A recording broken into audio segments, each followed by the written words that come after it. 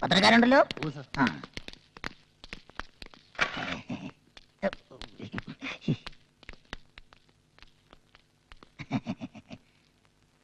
എല്ലാവർക്കും എന്റെ നമസ്കാരം. വരൂ. എന്താ ഇവിടെ പ്രശ്നം? ആഗോള വിപണിയിൽ തോട്ടണ്ടിയുടെ വിലയിടിഞ്ഞു സാർ. എപ്പോ? പത്രത്തിൽ വാർത്തയുണ്ടായിരുന്നു സാർ. അതാ ഞാൻ അറിയാത്തത്.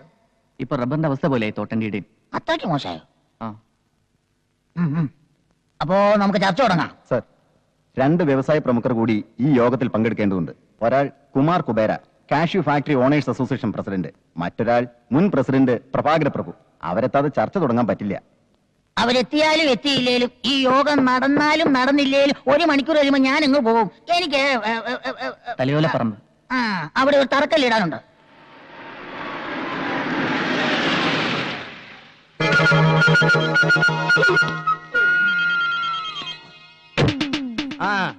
ശരി ശരി, ഒരറുമ്പാദം ഇല്ലാത്ത ഇടപാട്.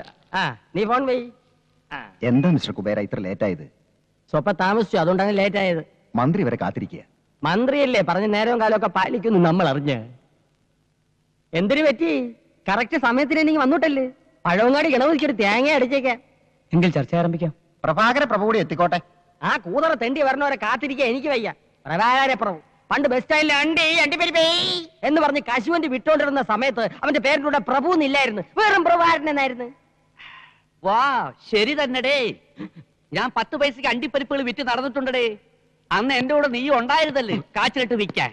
കുബേരയായിട്ടല്ല, കുമാരനായിട്ട്. നീ എന്നാണ് കുബേര ആയത്?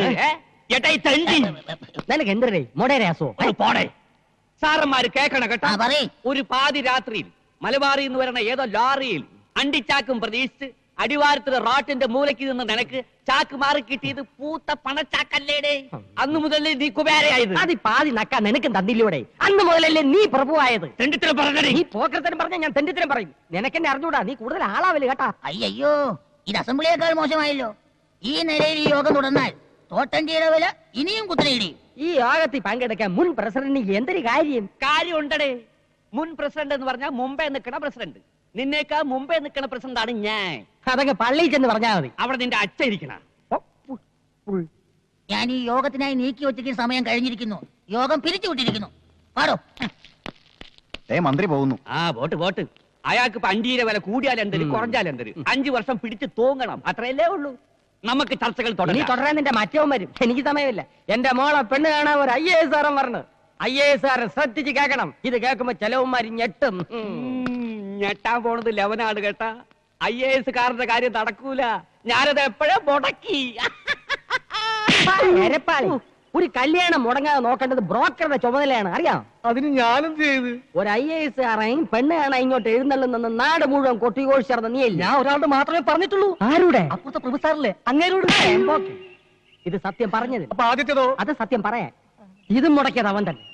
അവ എനിക്കിട്ടൊരു പാര വെച്ചാ ഞാൻ 30 പാര അങ്ങോട്ട് വെക്കണം. എന്തായിരുന്നു ഒരു കാലത്ത് രണ്ടാളുടെ സ്നേഹം? ഈച്ചയും ചക്കരയും പോലെ അല്ലായിരുന്നോ? ഒരു പായിൽ ഉറങ്ങി, ഒരു പാത്രത്തിലുണ്ട്.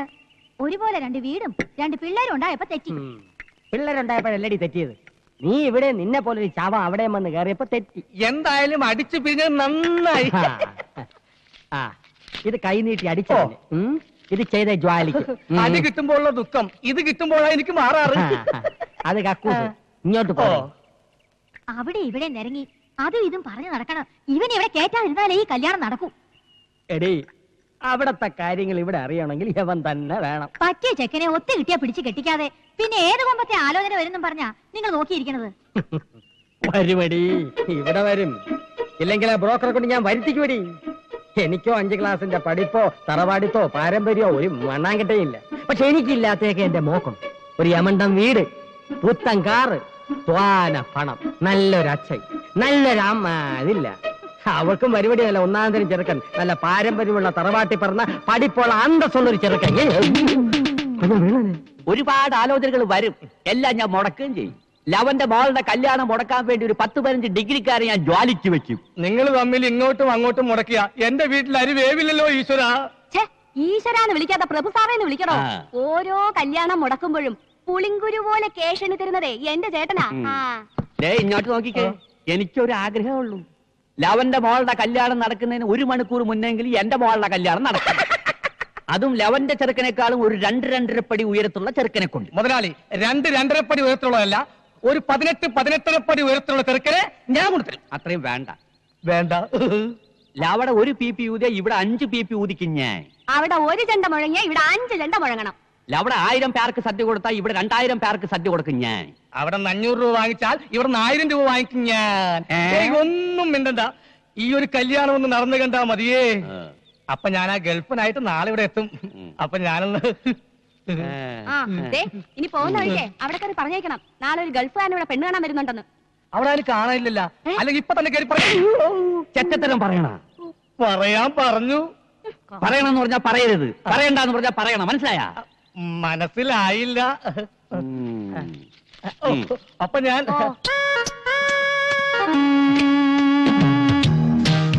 ഇത് എത്ര നേരമായി, ഒരു 1.5 ടൺ സാധനമെങ്കിലും ഇപ്പൊ അമ്മൂത്ത് വാരിത്തേറ്റ് കാണും. എന്തിനു നാട്ടം, അത് ചോദിച്ചാലേ ബോധം കെട്ട് വീഴും. അവള് വീഴണം, അതും ഒറ്റ നോട്ടത്തിൽ തന്നെ. ഗൾഫിൽ വെച്ച ഈ ഫോട്ടോ എന്റെ കയ്യിൽ കിട്ടിയത്, അതും 10-20 പെൺകുട്ടികളുടെ ഫോട്ടോയുടെ ഇടയിൽ നിന്ന്. അതിലൊരു പെൺകുട്ടിക്ക് നിറമില്ല, നിറമുണ്ടെങ്കിൽ മുടിയില്ല, മുടിയുണ്ടെങ്കിൽ തടിയില്ല. ഏത് പെൺകുട്ടിക്കൊണ്ട് ഈ 3 ഗുണവും? ഉണ്ട് ഉണ്ട് ഉണ്ട്, ഈ പെൺകുട്ടിക്കുണ്ട്.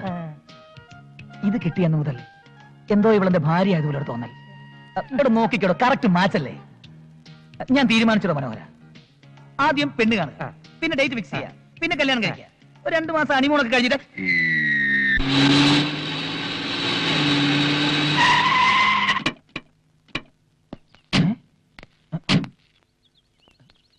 നമ്മൾ വന്ന് വെറുതെ തോന്നുന്നു. ഇതാ എഴുതി വെച്ചിട്ടുണ്ടല്ലേ, പ്രഭു ഇല്ലാന്ന്. അയ്യോ, ഇത് ആ പ്രഭു ഇല്ലെന്നല്ല, ഇത് പ്രഭുവില്ല, വീട്ടുപേര്.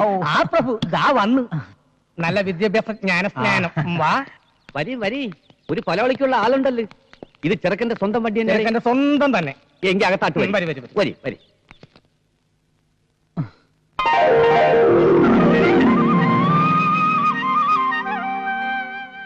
ഗൾഫി അല്ലേ? അതെ. ഗൾഫി എവിടെ? ഒമാൻ. ഒമാൻ? ഒമാൻ അറിയോ? ഇല്ല. ജോലി AC മെക്കാനിക്കാരന് പോയെങ്കിലും ഇപ്പൊ ബിസിനസ് ആണ്. അപ്പൊ വർഷാപ്പുകാരൻ തന്നെ. മാസം എന്തിനു കിട്ടും? ഒരു 10,000 റിയാൽ കിട്ടും. അപ്പൊ കാശായിട്ടൊന്നും കിട്ടില്ലല്ലേ? അല്ല പെണ്ണെന്ത്?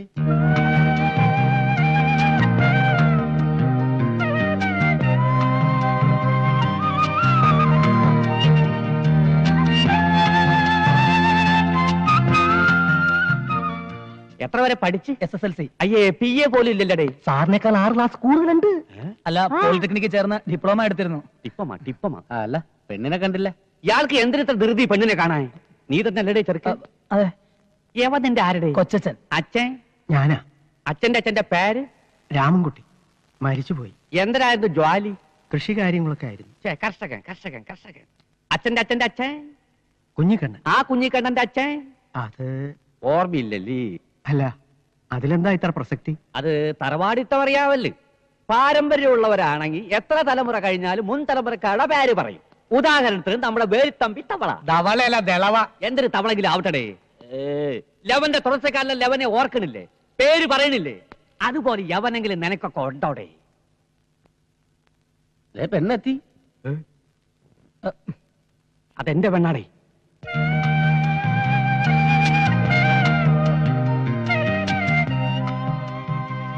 ഇനി ഇവർക്ക് വല്ലതും സംസാരിക്കാനുണ്ടെങ്കിലാവാം. അകത്തേക്ക് ചെല്ലടാ. അകത്താട്ട് കാറിലും പറയലൊക്കെ കല്യാണം കഴിയുമെങ്കിൽ. അല്ല, പരസ്പരം ഇഷ്ടപ്പെട്ട സ്ഥിതിക്ക്. യാവന് ഇഷ്ടപ്പെട്ട്, പെണ്ണിന്റെ തന്തയ്ക്ക് ഇഷ്ടപ്പെട്ടില്ല പൂപ്പ. ഞങ്ങൾക്ക് വേണ്ടത് നല്ല 1-ാം തരം തറവാടുകളാണ് കേട്ടാ. നിനക്കൊന്നും അത് ഇല്ലല്ലേ? ഞങ്ങളുടെ തറവാടത്തെ കുറിച്ച് പറയാൻ നിങ്ങൾ ആരാ? നിങ്ങളുടെ തറവാടത്തം എന്താണെന്ന് ഈ നാട്ടിലുള്ള എല്ലാവർക്കും അറിയാം. എന്റെ തറവാടത്തെ പറയാം. നീ ആരുടെ? കാലി പോടിയകത്ത്. കുറച്ചുകൂടി സൗമ്യമായി സംസാരിക്കണം. അതെ, ഞാനത് പറഞ്ഞു വരായിരുന്നു. കണ്ണി കണ്ട ചണ്ടികൾക്ക് പെണ്ണാലോചിക്കാനുള്ള അല്ല എന്റെ വീട്. ഗൾഫിൽ പോയി പൊരിവെയിലത്ത് പണിയെടുത്ത് കാശുണ്ടാക്കി നിന്നെ ഓർത്ത് അച്ഛൻ അഭിമാനമുണ്ട്. ഇതുപോലുള്ള ബന്ധം അന്വേഷിച്ച് ഈ അച്ഛന്റെ മാനം മറ്റുള്ളവരുടെ മുമ്പിൽ കളയരുത് മോനെ. വാ വാ, തന്നെ തന്നെ ചെല്ലി. ഒരുത്തിയെ കെട്ടി കൂടെ 1 മാസമെങ്കിലും കഴിഞ്ഞ് ഉടനെ തിരിച്ചു പോകണമെന്ന് കരുതി വന്നവനാ ഞാൻ. 1 മാസത്തേക്കാണെങ്കിൽ തൽക്കാലത്തെ കൊരണത്തിന് അഡ്ജസ്റ്റ് ചെയ്ത് തരാ. ചെറ്റത്രം പറയാടോ. അല്ലേലും തന്റെയൊക്കെ വായന ഇതല്ലേ പ്രതീക്ഷിക്കാവോ? ഒരു കാര്യം പറ, 1 മാസത്തേക്ക് ഒരു ചെക്കനെ ഒന്ന് അഡ്ജസ്റ്റ് ചെയ്യാൻ പറ്റുമോ? ഛേ, സാർ ഇത്രക്കാരനാണ് സ്വപ്നത്തിൽ പോലും വിചാരിച്ചിരുന്നില്ല. അതിനല്ലടോ, ഒരു പെണ്ണിനെ കെട്ടിക്കാൻ പറ്റിയ ചെക്കൻ. ആ പ്രഭാകര പ്രഭുവിന്റെ മകളുടെ കല്യാണമാണ് ഇനി എന്റെ സ്വപ്നം. ഒരു കാരണത്തടിച്ചാൽ മറുകരണം കാണിച്ചു കൊടുക്കുന്ന സാക്ഷാൽ മഹാ ബലിയാണ് സാർ. ഞാൻ പറഞ്ഞ ചെക്കനെ കുറിച്ച് എനിക്ക് ഒത്തിരി സങ്കല്പങ്ങളുണ്ട്. സാറിന്റെ സങ്കല്പങ്ങൾ ഓരോന്നോരോന്ന് പറഞ്ഞാട്ടെ, ഞാൻ എഴുതിക്കൊള്ളാം. എഴുതിക്കോ. തെണ്ടിയിൽ തെണ്ടി, തെണ്ടിയിൽ തെണ്ടി, ആ. അതായത് അതെ. ദരിദ്രവാസിയിൽ ദരിദ്രവാസി, ദരിദ്രവാസിയിൽ ദരിദ്രവാസി, അതായത് ഡിഡി. തന്തയില്ലാത്തവനിൽ തന്തയില്ലാത്തവൻ, തന്തയില്ലാത്തവനിൽ തന്തയില്ലാത്ത, അതും ടിറ്റി. ചെറ്റയിൽ പരമചെറ്റ, ചെറ്റയിൽ പരമചെറ്റ, അത് CPC. സാറേ, അതേടോ, എന്റെ അച്ഛന്റെയും ബന്ധുക്കളുടെയും മുന്നിൽ വെച്ച് എന്റെ തൊലി ഉരിച്ചു വിട്ട് അവന്റെ മകൾ കെട്ടുന്നത് ഇങ്ങനെ തന്നെ ആയിരിക്കണം, അല്ലേടോ? അങ്ങനെയും ആവാം. തനിക്ക് ഞാനൊരു 25,000 രൂപ തരും. അങ്ങനെയാണെങ്കിൽ ചെക്കന്റെ ക്വാളിഫിക്കേഷൻ കുറയും, എനിക്കത് പോരാ. പോരെ? ആ, പിന്നെ എനിക്കൊരു 50,000 രൂപ കിട്ടണം. അപ്പൊ മറക്കണ്ട, കള്ളുകുടിയൻ, പെണ്ണുപിടിയൻ, തല്ലുകൊള്ളി, താൻ തോന്നി. ഇതിത്ര ആലോചിക്കാനൊന്നുമില്ല, നിന്റെ കുടുംബത്തിൽ തന്നെ കാണൂലേ? ഉണ്ട്, ഒരാളുണ്ട്, മച്ചാൻ, മാട്ടുപ്പെട്ടി മച്ചാൻ.